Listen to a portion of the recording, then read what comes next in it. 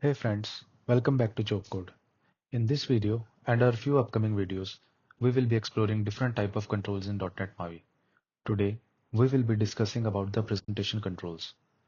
With these controls, you can create dynamic and visually appealing UI elements, from basic text labels and progress indicators to various shapes, lines, and even embedded web content. Let's get started and see how to enhance your app's user experience. I have already created a project in Visual Studio using .NET MAUI template, and the name of project is Presentation Controls Demo, and I have created a content page inside it and named it as Presentation Controls Demo page. And I have also set this page as the startup page in our app.xaml.cs file. Firstly, in this demo, we will be discussing about basic text and indicator controls. So this XAML gets created by default when we create a new content page. Here we have a vertical stack layout inside content page and a label control inside it. So let us first discuss about the label control only. This control is used to display the text in variety of ways. As in this example, we have set the text to welcome to .NET MAUI and set the vertical options to center, horizontal options to center. So let's go ahead and run the application and see how it looks. So this is how we can display a plain text on our mobile application using the label control. If you want, you can also play around with some more properties of label control, like font size. So let us set font size to 20 and let me set the text color to navy. And now you can see the font size and color has been changed. If you want to make it bold, you can use another property called font attributes.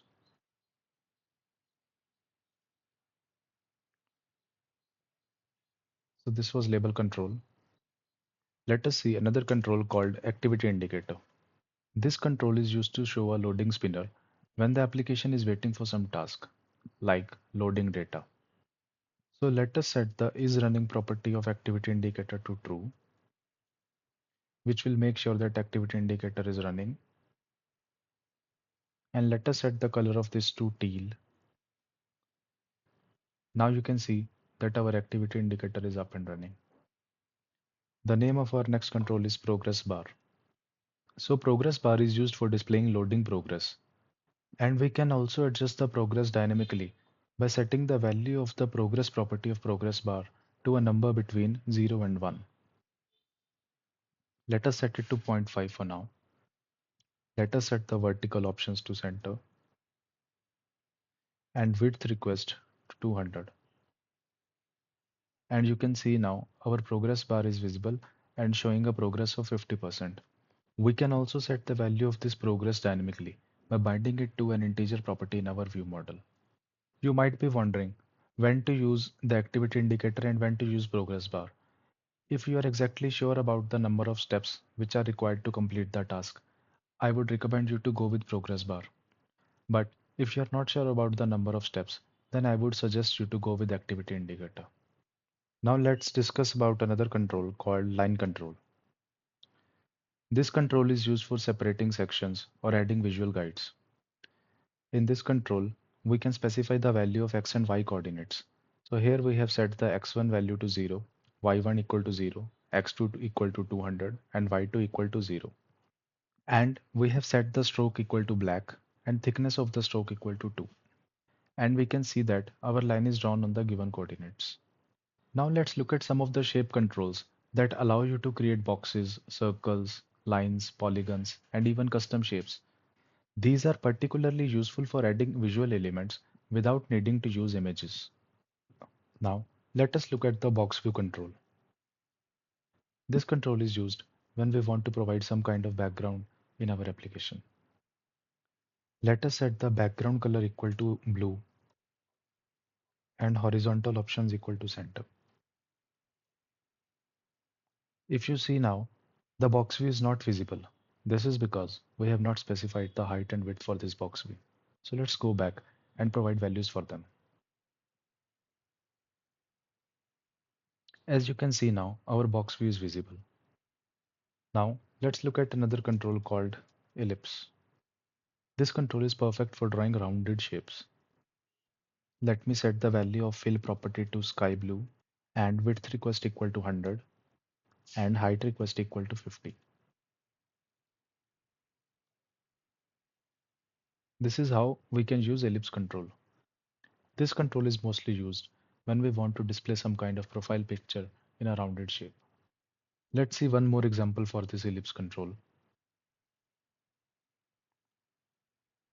Here I have set the fill property to dark red and I have also set the stroke equal to dark green, the thickness of stroke equal to 10 and I have given height and width equal to 200. Now you can see we have a proper round shape available to us. Now let's look at another control called rectangle control. As the name suggests, this control is used for drawing rectangular shapes. Let us set the stroke equal to coral, give it a width of 100 and height of 50. And now we can see the rectangle on our screen. Also, if you want to give rounded corners to this rectangle and want to fill this rectangle also with some color, we can do that using some of its available properties. Let us look at one more example. This time I am filling the rectangle with dark red color and I have given a value of 10 to both radius x and radius y. You can see now our rectangle is filled with dark red color and also we have rounded corners in our rectangle. Our next control is polygon control. You might have used polygons in your mathematics class. This is exactly the same. Here also we can specify some points and those points will be used to create some geometric figures. Let me copy and paste some examples here. As you can see now, I have a polygon control here with points set to 0, 0, 50, 0 and 25, 50. The technique to set this point is, so we have to give the value of x and y coordinates with a comma separated value, then a space, then again xy coordinates, then space, then again xy coordinates. And I'm also filling this polygon with gold color. As you can see, we have created a triangle shape using these polygon points. Since we have mentioned the three polygon points, that is why we have a triangle formed here. Now, if we want, we can also set the stroke around the perimeter of this polygon. For that, we just have to set the value of the stroke property. Let us set it to dark red. Let me set the stroke thickness equal to 5. And now we have a stroke around my polygon. If you want this stroke to be a dashed line, we can also do that using another property called stroke dash array. Let me set this value to 1. And now we have a dashed stroke on our polygon.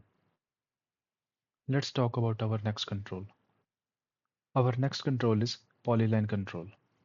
In this control also, we specify the value of points property using the x and y coordinates. Let us set the stroke equal to blue and stroke dash array equal to 2, 1.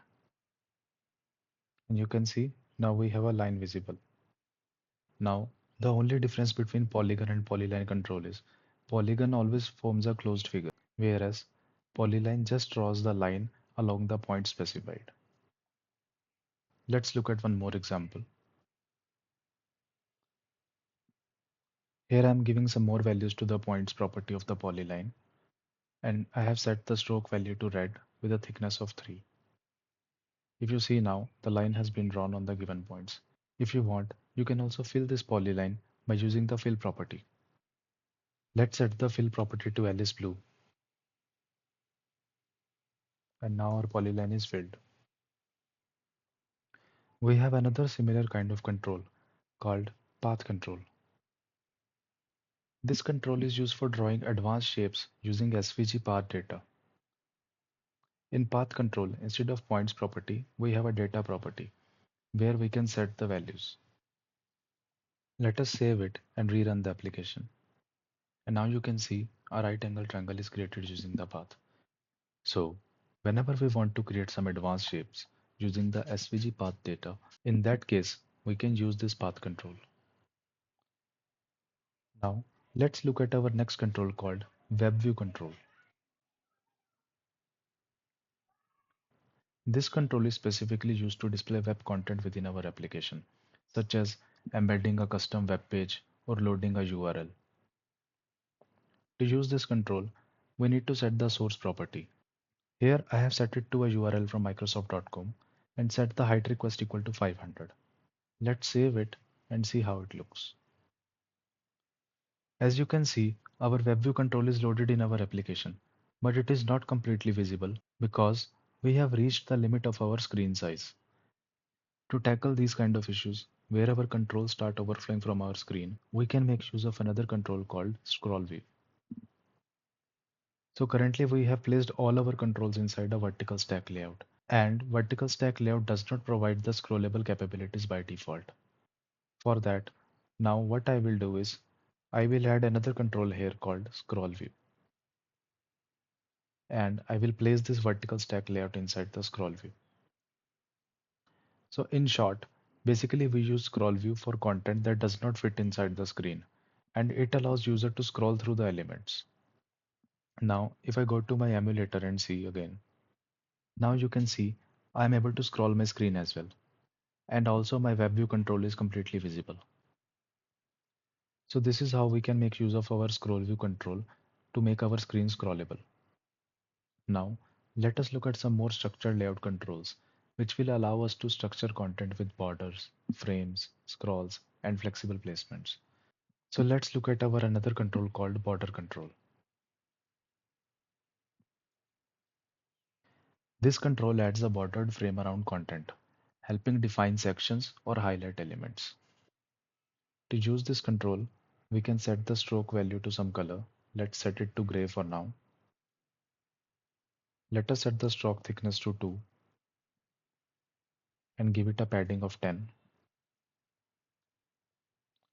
As I said, it is used to add a bordered frame around content. So let's add some content inside this border. Let me add one label control inside it with a text saying I am inside border. As you can see now, I have a bordered frame created around my label control.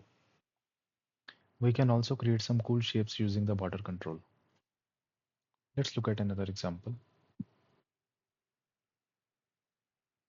Now, if we want, we can also give some custom shapes to our border.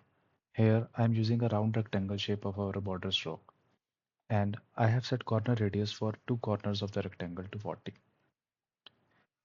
And now you can see I have a rectangle rounded at two corners. Now let's go to our next control, which is image control. This control is used to display images on our screen. To use this control, we have to set the source property of the image. Let me set the source to .NET While working with images, we need to make sure that this source should exist in our project. As we can see, this .NET is available in our resources under images folder. If I save it, you can see now our image is being displayed. We also have another control called frame control. So let's do one thing. Let's wrap this image inside a frame control. This frame control is basically used when we want to give background, shadow, and rounded corners to an element. Let me paste some properties of the frame here. Here I have set the margin equal to 5 and background color equal to azure with a padding of 10. And I have also set the hash shadow property to true and given a corner radius of 10. If I save it, now you can see our image is nicely placed inside a frame. We can make use of this frame control when we want to make use of this kind of cards on our screen. And that's a complete overview of presentation controls in .NET MAUI. You now have the tools to make your UI more engaging and structured, with a range of shapes, frames, web views, and text indicators.